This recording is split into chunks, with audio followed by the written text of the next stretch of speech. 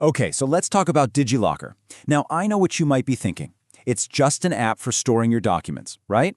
Well, today we're going to look way beyond that. We're going to uncover how this one system has quietly become this revolutionary piece of digital infrastructure, creating a ripple effect that's connecting an entire nation.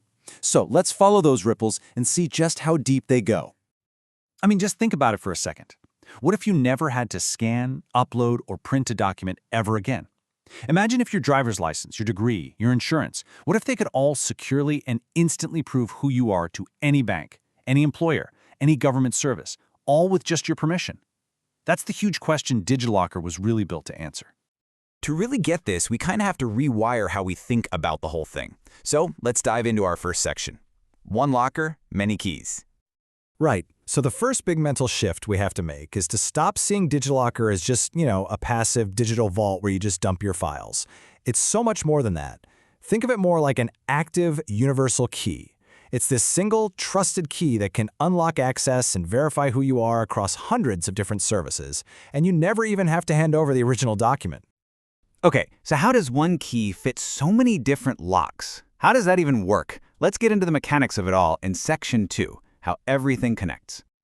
The magic word, the one that makes this all possible, is interoperability. Now I know it sounds super technical, but the idea is actually pretty simple.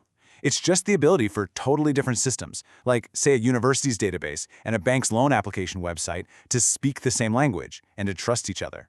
And the whole time, you, the user, are in complete control. This whole conversation between systems, it relies on two main pieces of tech. First, you've got secure APIs. You can think of these as trusted digital messengers. A service that you approve sends a messenger over to DigiLocker to ask for a specific document. And second, you have standardized schemas. These are basically like a universal translator, making sure that your degree certificate means the exact same thing to your new boss as it does to an immigration office. And this is absolutely the most crucial part. You are always in the driver's seat. It's a really simple three-step process. First, you explicitly give a service permission to access one specific document. Then, that service makes the request. And finally, DigiLocker securely delivers the verified digital original. We're not talking about a copy here. We're talking about the single source of truth. And when you compare it to how things used to be, wow, the difference is just night and day. The old way was a total mess, right? Manual uploads, endless photocopies, your data getting copied and duplicated all over the place, and just painfully slow verification. The DigiLocker way? It's all about instant data fetching, completely paperless workflows, having one single source of truth for your documents, and super fast onboarding for just about anything. Now, a system like this is only as powerful as its network. And that brings us to Section 3, the ecosystem effect.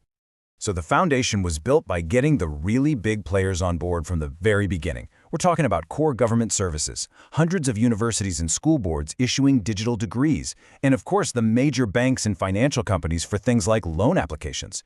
These guys were the essential pillars to get this whole thing off the ground. And once that foundation is in place, something really incredible starts to happen. This base layer of trusted, connected documents, it doesn't just make the old ways of doing things better, it sparks a completely new wave of innovation right on top of it. All of a sudden, other companies can plug into this trusted source. You see startups begin building amazing new tools for instant employee verification or for streamlining university admissions. Insurance companies can now verify your car's documents in seconds. It basically creates a playground for developers to build new services we haven't even dreamed of yet, all because they can rely on this secure flow of information. And this creates what's known as a network effect. It's an incredibly powerful idea. Every single time a new university joins to issue degrees, the platform becomes more valuable for all the employers out there. And every time a new bank joins to verify documents, it becomes more useful for every single one of us. The whole system just keeps getting better for everyone as it grows. So look, this all sounds great on a big macro level, but what does it actually mean for you? Let's bring it right back home in Section 4, why this matters. Well, the most immediate benefit, it just kills that endless repetition. I mean, think about it. How many times have you had to fill out your name, your address, your date of birth, or upload the same ID document to a dozen different websites?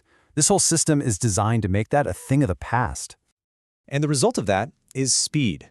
Pure, simple speed. The process of getting a new job, or opening a bank account, or applying for a loan, things that used to take days or even weeks of paperwork and waiting, can now be crunched down into just a few minutes. It just removes all that friction from some of the most important moments in our lives.